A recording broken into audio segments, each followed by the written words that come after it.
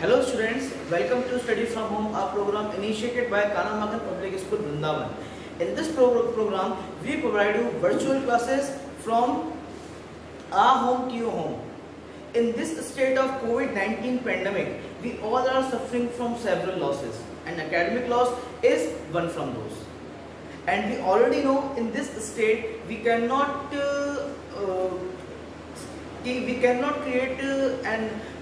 create a halt in our life.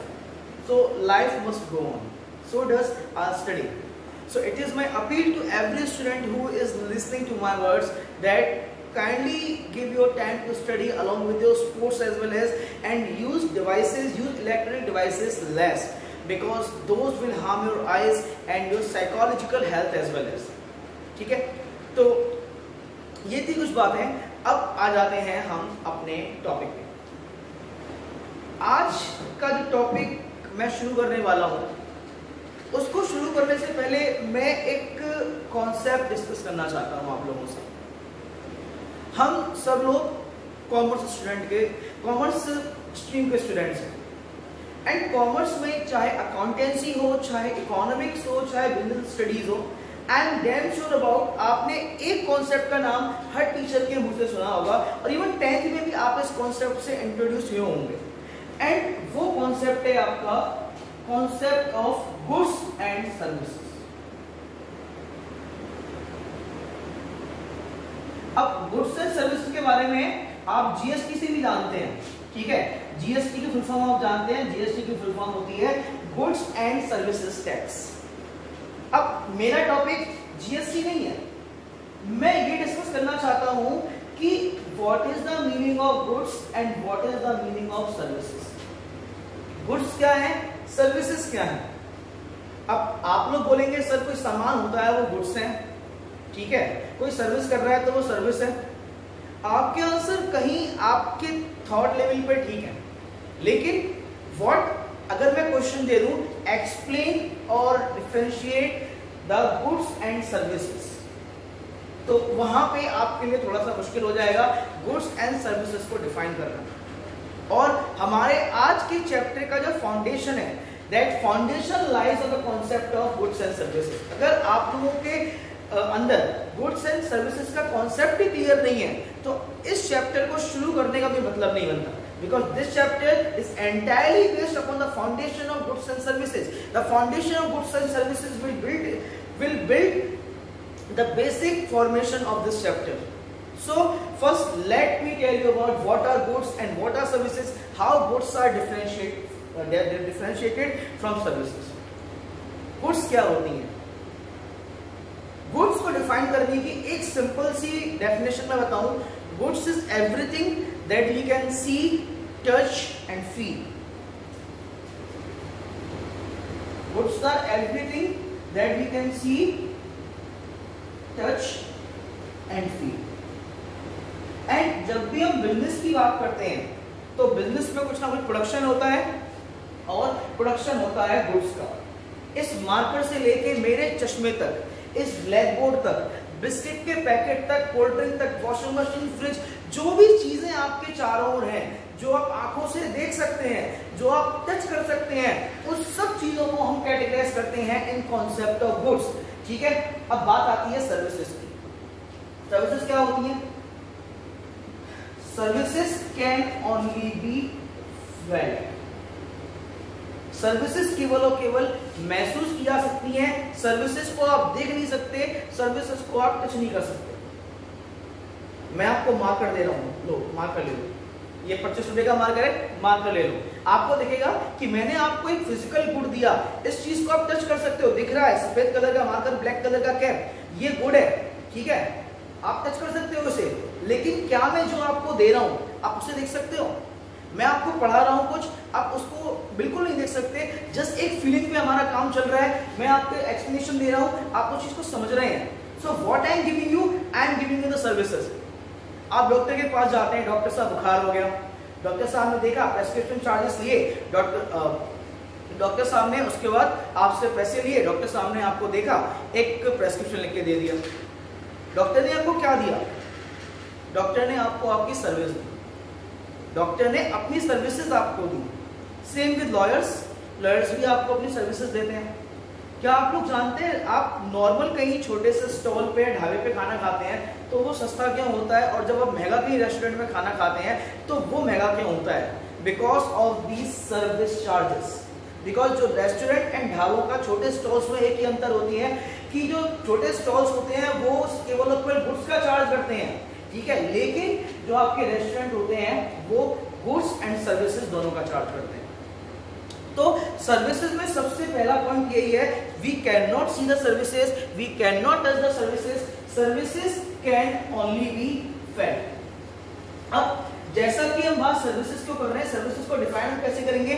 Services are something that only can be felt, they can neither be seen nor be touched. तो ये हो गया service का define. अब मैं concept of goods and services को discuss क्यों कर रहा हूं? What is the motive that I am in front of you discussing the concept of goods and services? Because our chapter based on the very foundation of the concept of goods and services. जैसे कि मेरी services आपको education के लिए जरूरी है, doctor की services आपको हेल्थ के लिए जरूरी है, लॉयर की सर्विसेज आपको लीगल कंसल्टेंसी के लिए जरूरी है, वैसे ही एक बात मैं बता दूं, you can not run your business without the help of services. So the chapter we are going to start today in the video is the chapter 4 business studies 11 standard business services.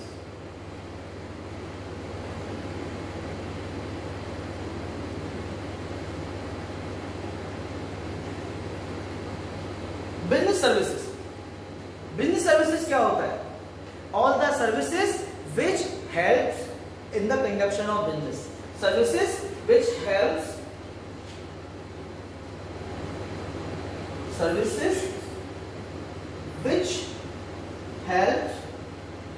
in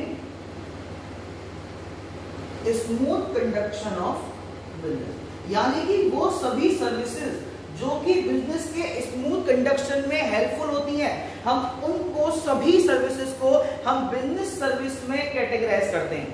अब services में आगे जाने से पहले, business services में आगे जाने से पहले, let us see some features of services. उससे पहले सर्विसेज के कुछ फीचर्स देख लेते हैं कि व्हाट एग्जैक्टली आर सर्विसेज। अब सर्विसेज में सबसे पहला जो फीचर मैंने आपको बताया था, you can not touch the services, you can not see the services, services can only be felt. तो इससे हमारा बनेगा the very first feature of services, and that feature is intangibility of services.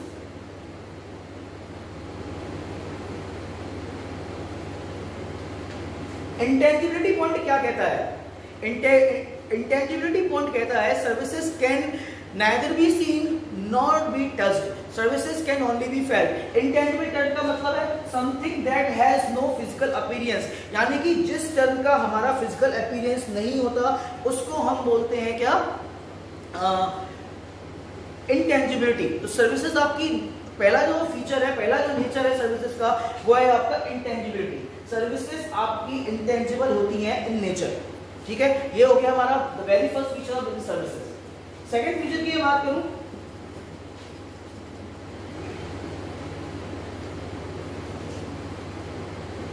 Homogeneity. अब सबसे पहले homogeneity जानने से पहले मैं आपको बता दूं what is the meaning of homogeneous. ये जो टर्म आपका निकल के आया है होमोजेनिटी, होमोजेनिटी टर्म आपका निकल के आया है आपका टर्म होमोजीनियस से। होमोजीनियस टर्म का मतलब होता है सेम डिस्ट्रीब्यूशन, ठीक है। अब मैं आपको बात करूं कि सपोज करो मैं कोई भी पर्सन अगर सर्विसेज दे रहा है तो सर्विसेज हर कस्टमर के लिए अलग अलग होती है, यानी कि मैं अगर आपको सर्विस दे रहा हूं अपनी, तो मेरी सर्विसेज हर बच्चे के लिए अलग अलग होगी, हर बच्चे की कैचिंग पावर के अकॉर्डिंग। डॉक्टर अपनी सर्विसेज देते हैं, डॉक्टर की सर्विसेज हर पेशेंट के लिए अलग अलग होती है। कोई पैर का आता है, कोई पैर के घुटने के लिए आया, कोई पैर के एंकल के लिए आया, किसी की बोन क्रैक हो गई, किसी की बोन टेढ़ी हो रही है, तो यानी कि सर्विसेज आपकी चेंज होती रहती हैं। इस टर्म का मतलब है services are not same, services are not same and change as per the requirement of consumer. Services जो है वो सेम नहीं होती, सर्विसेज आपकी कंज्यूमर की रिक्वायरमेंट के अकॉर्डिंग जो है वो चेंज होती रहती हैं, ठीक है। ये है आपका पॉइंट होमोजेनिटी, और होमोजेनिटी निकल के आया है आपका टर्म होमोजेनियस से। तो सर्विसेज हमेशा, देखिए मैं आपको एक एग्जांपल देता हूँ, ठीक है। लॉयर है, कोई लॉयर है तो वो ऐसा नहीं है कि उसने एक केस लड़ा तो सारे केस उसके उसी तरह के होंगे, हर केस उसका पहले केस से अलग होगा, और यही क्वालिटी है आपकी homogeneity, that states for services are not same and change as per the requirement of consumer, ठीक है। थर्ड पॉइंट क्या है इसमें फीचर में,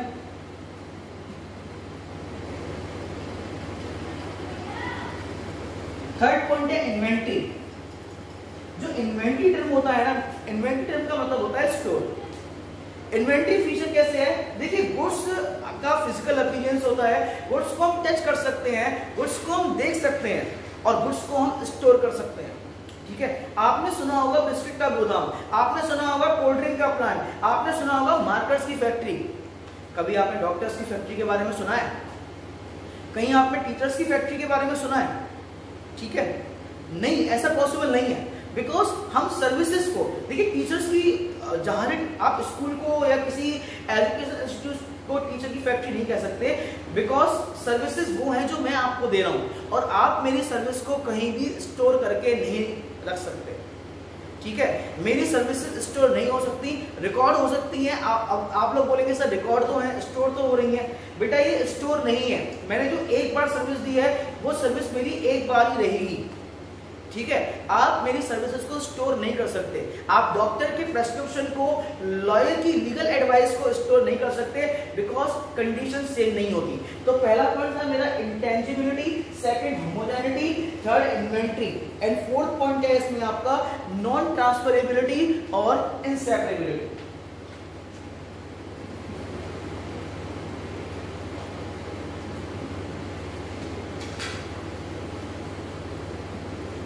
नॉन ट्रांसफरेबिलिटी और इनसेपरेबिलिटी। अब इस पॉइंट को समझाने के लिए मैं एक एग्जांपल देता हूं। ये है मिस्टर ए। मिस्टर ए के पास है एक कार, एक बहुत अच्छी सी कार है मिस्टर ए के पास। ये मिस्टर बी है, ठीक है। ये उदास है क्योंकि इनके पास कार नहीं है, तो ये मनी लेके गए मिस्टर ए के पास, ठीक है। और इन्होंने मिस्टर ए की कार खरीदी मिस्टर ए से, बिकॉज उनको मिस्टर ए की कार पसंद थी, और उसके बाद मिस्टर बी क्या हो गए, मिस्टर बी खुश हो गए। इस पॉइंट से मैं एक चीज क्लियर करना चाहता हूं कि गुड्स कैन बी ट्रांसफर्ड और goods can be separable from their owners और द प्रोड्यूसर्स, बट आप सर्विसेज को उसके प्रोड्यूसर से अलग नहीं कर सकते। आप मेरी टीचिंग को मुझसे अलग नहीं कर सकते, आप डॉक्टर की एडवाइस को, डॉक्टर की डॉक्टोरल क्वालिटी को उससे अलग नहीं कर सकते, आप वकील की लीगल कैपेसिटी और लीगल नॉलेज को उससे अलग नहीं कर सकते, ठीक है। तो ये था मेरा fourth feature of services, non transferability और इनसेपरेबिलिटी, ठीक है। तो हमने पहला intangibility, second homogeneity, third inventory, fourth non transferability, और फिफ्थ इसमें जो लास्ट फीचर है मेरा सर्विसेज का वो ये है, क्या, participation of consumer is needed. जब भी सर्विसेज देने की बारी आती है, देखिए जब गुड्स का ट्रांसफर होता है, जब गुड्स दी जाती है, तो गुड्स में प्रोड्यूसर और कंज्यूमर का डायरेक्ट कांटेक्ट होना जरूरी नहीं है, बिकॉज वो स्टेज में बैठा होता है। लेकिन जब सर्विसेज दी जाती हैं, तो सर्विसेज जो प्रोड्यूस कर रहा है उसका और सर्विसेज से कंज्यूमर का डायरेक्ट पार्टिसिपेशन बहुत ज्यादा जरूरी है। अब जैसे मैं आपको अपनी टीचिंग सर्विसेज प्रोवाइड करा रहा हूँ, तो टीचिंग सर्विसेज आपको लेने के लिए आपका और मेरा कॉन्टेक्ट जरूरी है, यानी कि पार्टिसिपेशन जरूरी है। एज अ सर्विस कंज्यूमर अगर आप पार्टिसिपेट नहीं करते हैं मेरी सर्विस लेने के लिए, तो आपको मेरी सर्विस किसी हाल में नहीं मिल सकती। चाहे आप वीडियो देख के पार्टिसिपेट करो, चाहे मेरे घर आके, चाहे मुझसे मिलके, चाहे मैं कहीं बाहर मिलूं या कॉल करो, किसी भी तरीके से। Same with doctor, same with lawyer and same with every service profession. तो ये थे हमारे some of the feature of services: intangibility, homogeneity, inventory, non transferability and participation of consumer is needed. अब इसके बाद हम देख लेते हैं टाइप ऑफ सर्विसेज। देखिए सर्विसेज के टाइप को मैं अगर क्लासिफाई करूं तो सर्विसेज के टाइप को क्लासिफाई कर सकते हैं इन फर्दर 3 टाइप्स। अब सर्विसेज के टाइप को किस तरीके से क्लासिफाई करते हैं?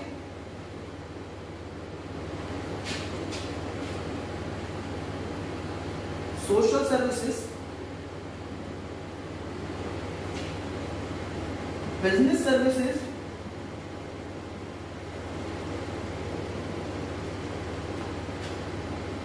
Personal services.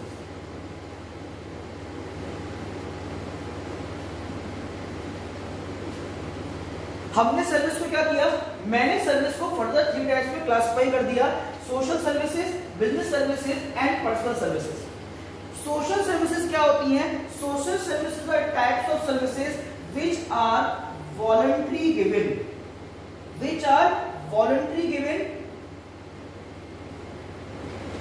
without any expectation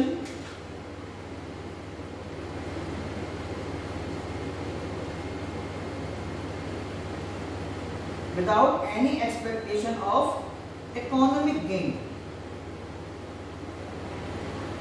जो सोशल सर्विसेज होती हैं, सोशल सर्विसेज आपकी वॉलंटरी सर्विसेज होती हैं जो कि इकोनॉमिक गेन के लिए नहीं की जाती, जो सोसाइटी के बेनिफिशियल एंड इनके इंटरेस्ट को प्रोटेक्ट करने के लिए की जाती है।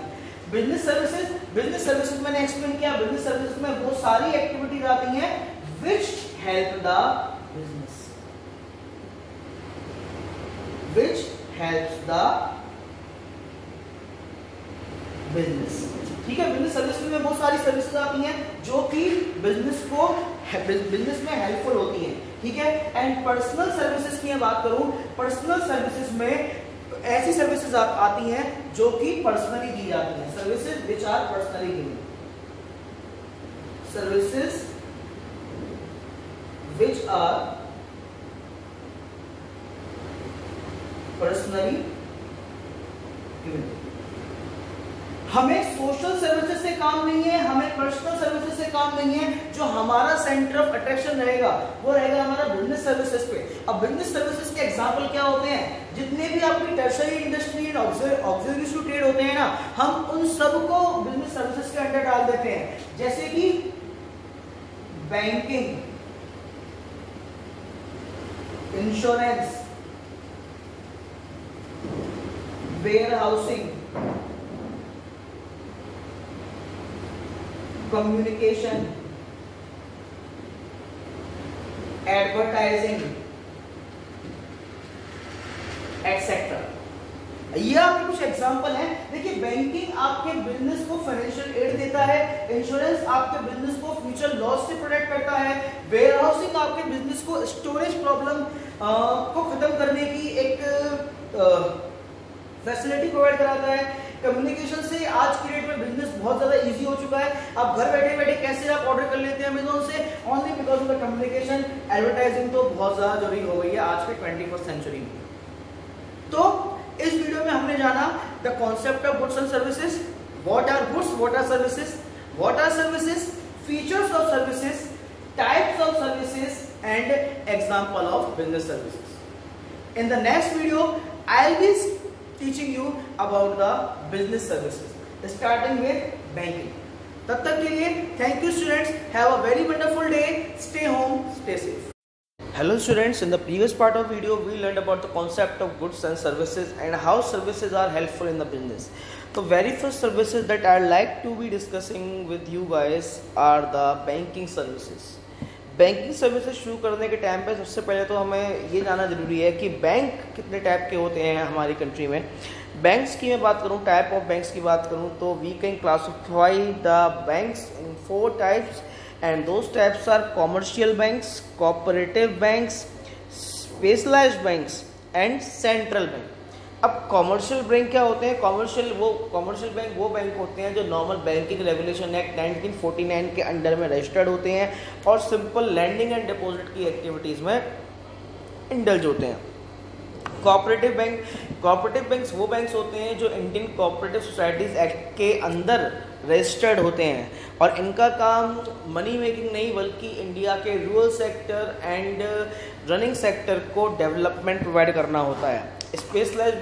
Specialized bank are those bank which deals with only some specialized area. अब यहाँ पे मैंने एक एग्जांपल दिया हुआ है, एग्जांपल ऑफ एग्जिम बैंक। अब एग्जिम बैंक क्या है मैं आपको बता दूं। EXIM bank stands for export and import bank of India, ठीक है, जो केवल और केवल इंडिया में एक्सपोर्ट एंड इंपोर्ट की एक्टिविटीज़ के साथ ही डील करता है। तो स्पेशलाइज्ड बैंक वो बैंक होते हैं जो केवल और केवल कुछ स्पेशलाइज्ड एरिया में ही डीलिंग करते हैं, जैसे फॉरेन करेंसी, एक्सपोर्ट इंपोर्ट, ठीक है, एटसेट्रा, ठीक है। इसके बाद है fourth bank is central bank. Central bank country का सेंट्रल बैंक होता है और इंडिया में कंट्री का सेंट्रल बैंक कौन है? RBI, reserve bank of India, ठीक है। सेंट्रल बैंक का मेजर फंक्शन क्या होता है? सेंट्रल बैंक का मेजर फंक्शन होता है करेंसी रेगुलेशन, बैंकर्स के लिए बैंक की तरह काम करना और अ बैंक टू गवर्नमेंट। तो ये थे हमारे टाइप ऑफ बैंक। अब हम देख लेते हैं कि ये बैंक जो हैं ये हमको कुछ सर्विसेज प्रोवाइड कराते हैं, ठीक है। अब बैंक में हमारे अकाउंट्स भी होते हैं, तो जो मेजर फोकस है जो मैं डिस्कस करना चाहूँगा वो है टाइप ऑफ अकाउंट्स, कि बैंक में कितने तरह के अकाउंट्स अवेलेबल होते हैं, ठीक है। अगर मैं टाइप ऑफ अकाउंट्स की बात करूं तो there are majorly 4 type of accounts are there, ठीक है। अब टाइप ऑफ अकाउंट समझाने के लिए एक शॉर्ट फॉर्म में इसी स्लाइड पे लिख देता हूं, ठीक है। एक शॉर्ट फॉर्म है जिससे आप बहुत अच्छे से टाइप ऑफ अकाउंट समझ सकते हैं, एंड वो है आपकी CASA and RAFA, stands for CASA and RAFA. CASA stands for current CA stands for current account, SA stands for savings account, RA stands for recurring account and FA stands for fixed account, ठीक है। चलिए current account क्या होता है? Current account usually, wait a minute, let me grab the stylus. Current account are usually for businessman and daily transaction. It doesn't serve a purpose of serving your investment. यानी जो current account है mostly business के लिए suitable होते हैं। इस तरह के अकाउंट जो है वो इन्वेस्टमेंट सेविंग्स के लिए नहीं होते, ठीक है। अब उसके बाद इस तरह के ट्रांजैक्शन फैसिलिटी इतनी फ्लेक्सिबल होती है, you can make innumerable transaction in a day, ठीक है। इस वजह से बैंक जो है वो आपको इस तरह के करंट अकाउंट पे बैंक किसी तरह का कोई इंटरेस्ट पे नहीं करता। सेविंग्स अकाउंट पे बैंक आपको उल्टा इंटरेस्ट पे करते हैं, ठीक है। सेविंग्स अकाउंट के बारे में जस्ट अभी मैंने डिस्कस किया था कि सेविंग्स अकाउंट आपके इन्वेस्टमेंट्स के लिए होते हैं। Saving accounts are the most popular kind of individual accounts for personal purpose of saving your investment and getting interested. तो सेविंग अकाउंट में क्या होता है? Saving account are account which helps you to save your investment and bank provide you interest on your investment, ठीक है। आपके fund पे bank आपको इंटरेस्ट भी प्रोवाइड करता है सेविंग्स अकाउंट पे। थर्ड जो है fixed deposit. Fixed deposit accounts क्या होते हैं? देखिए आपने सुना होगा, आपके घर में आपके पेरेंट्स ने कई बार फिक्स्ड डिपॉजिट यानी FD की होगी। FD में क्या होता है? आपने एक अमाउंट साल भर के लिए बैंक में फिक्स कर दिया, ठीक है। आप 1 साल तक या जितना भी टाइम पीरियड के लिए आप फिक्स कर रहे हैं, आप उस अकाउंट से ट्रांजैक्शन नहीं कर सकते, ठीक है। उसके बाद जब एक वो मैच्योर हो जाएगा, एक पर्टिकुलर टाइम पीरियड के बाद आपको जितना पैसा आपने जमा किया है उससे ज़्यादा पैसा मिलेगा, यानी बैंक आपको एक अच्छा रेट ऑफ इंटरेस्ट पे करती है, ठीक है। तो है क्या, इसमें देख लेते हैं। Fixed account, fixed deposit account और FD is a financial instrument where a sum of money given to a bank, financial institution or company whereby the receiving entity pays interest at a specified percentage। यानी जहाँ पे bank जो आपका amount receive करती है उसके लिए bank आपको एक फिक्स्ड एक परसेंटेज पे करती है। तो ये होता है आपका कॉन्सेप्ट ऑफ फिक्स्ड अकाउंट, ठीक है। चलिए रिकरिंग डिपॉजिट। रिकरिंग डिपॉजिट में क्या होता है? जैसे फिक्स अकाउंट में आपका जो अमाउंट है वो फिक्स होता है, रिकरिंग अकाउंट में तो इनपुट फिक्स हो गया, ठीक है, और आउटपुट भी फिक्स हो गया। लेकिन रिकरिंग अकाउंट में जो इनपुट होता है यानी जो पैसा आप जमा करते हैं वो इंटरवल्स में जमा करते हैं, ठीक है। जैसे recurring deposit also known as RD accounts who wish to invest an average amount of their savings on monthly basis, यानी ऐसे लोग जो मंथली बेसिस पे अपनी सेविंग्स करना चाहते हैं लेकिन आउटपुट नहीं निकालना चाहते बैंक से, उसके लिए बैंक आपको इंटरेस्ट पे करती है, ठीक है। These account gain interest on the amount available in your account, और ये आपके अमाउंट जो अवेलेबल है उसके बेसिस पे आपको इंटरेस्ट पे करते हैं। तो हमने नंबर ऑफ अकाउंट्स पढ़े 4, current account, savings account, fix account and recurring account. अब इसके बाद हम देखेंगे there are some particular services are provided by banks, and इस स्लाइड में वो सर्विसेज हैं अवेलेबल। कौन कौन सी सर्विसेज बैंक हमें प्रोवाइड कराते हैं? पहला, कलेक्शन ऑफ डिपॉजिट, ठीक है, यानी बैंक जो है आपके डिपॉजिट को एक्सेप्ट करते हैं in the accounts, whether any kind of account I will be talking about, whether the current, savings, recurring और फिक्स। ग्रांटिंग लोन, बैंक्स आपको लोन देने का काम करते हैं, आपकी ज़रूरत पे कुछ गारंटी के साथ बैंक आपको लोन प्रोवाइड करते हैं। Third one is collection of cheques and bills, आपके चेक्स का, बिल्स का, सबका कनेक्शन, नोट कलेक्शन का काम, चेक कलेक्शन का काम बैंक करते हैं। एजेंसी फंक्शन, एजेंसी फंक्शन का मतलब बैंक्स अब अलग अलग सर्विसेज भी प्रोवाइड कराते हैं, जैसे कि रेलवे बुकिंग हो गया, फ्लाइट बुकिंग हो गया, आपका इलेक्ट्रिसिटी बिल पेमेंट हो गया, मोबाइल रिचार्ज हो गया, ठीक है। कस्टोडियल सर्विसेज क्या होती हैं? Custodial services are giving custody of your precious assets, जैसे लॉकर है, हम लोग क्या करते हैं अपने प्रेशियस असेट्स को बचाने के लिए प्रॉपर्टी के पेपर्स हैं, ऑर्नामेंट्स हैं, इनको बैंक लॉकर में जमा करा देते हैं, तो ये कस्टोडियल सर्विसेज होते हैं बैंक की। उसके बाद issue of traveller cheque, bank cheque भी इशू करते हैं। चेक क्या होता है? Cheque is the legal document that gives order to bank.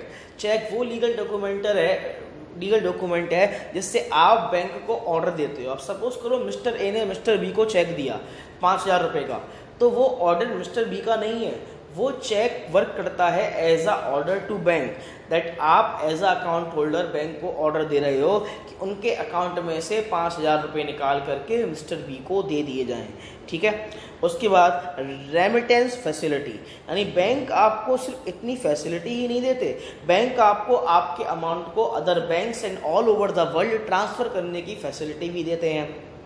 और ट्रांसफ़र फैसिलिटी में जो हाईलाइटेड फैसिलिटी हैं जो लेटेस्ट, वो हैं आपका आजकल तो इलेक्ट्रॉनिक ट्रांसफ़र अवेलेबल है, NEFT है, net electronic fund transfer, RTGS है, रियल टाइम ग्रॉस सेटलमेंट। इसके अलावा बैंक आपको ऑनलाइन, आजकल तो बैंक CBS यानी कि कोर बैंकिंग सोल्यूशन, जो आजकल लेटेस्ट जो फंक्शन है जो इसमें नहीं है, that is the function of CBS। CBS is E banking और कोर बैंकिंग सोल्यूशंस, यानी आप घर पे बैठ के अपनी इंटरनेट सर्विसेज के थ्रू पूरे बैंक को एक्सेस कर सकते हो, जिससे क्या है आप 24 आवर्स 365 डेज बैंकिंग एक्टिविटी घर बैठे कर सकते हो, ठीक है। तो एक इलेक्ट्रॉनिक बैंकिंग की फैसिलिटी भी आजकल दे रहे हैं। अब ट्रांजैक्शन की फैसिलिटी जो बैंक देती है, ट्रांजैक्शन आपका डिजिटल और कैश दोनों मोड में बैंक अब देने लगे हैं। कैश तो कैश है, डिजिटल में आपके प्लास्टिक कार्ड होते हैं, ई बैंकिंग होती है, प्लास्टिक कार्ड में आपका डेबिट और क्रेडिट, ई बैंकिंग में आपके बहुत सारे तरह के UPI हो गया, माइक्रो ATM हो गया, भीम हो गया, ठीक है, मोबाइल वॉलेट हो गए। तो ये कुछ एग्जाम्पल हैं बैंकिंग सर्विसेज के, ठीक है, and how they are helpful to business. तो थैंक यू स्टूडेंट्स, इस वीडियो को यहीं फिनिश करते हैं। तो इस वीडियो में हमने जाना बैंकिंग सर्विसेज के बारे में and why and how they are helpful in the growth of business organization। बिना बैंकिंग सर्विसेज के बिजनेस का एग्जिस्टेंस है ही नहीं, बिकॉज चाहे फाइनेंस के लिए, आपने कस्टोडियल सर्विसेज के लिए, चेक के लिए, डिपॉजिट्स के लिए, लोन के लिए, इन सब फैसिलिटीज़ के लिए आप बैंक्स पर डिपेंड रहेंगे। तो इसी के साथ इस वीडियो को यहीं फिनिश करते हैं। Thank you students, have a very wonderful day. In the next video we learn about the insurance and its principles. Thank you.